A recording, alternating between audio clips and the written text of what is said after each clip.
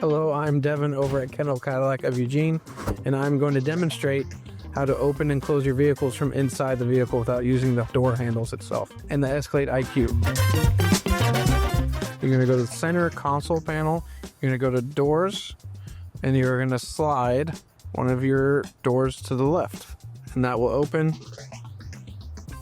Then to close it, you're going to swipe it right.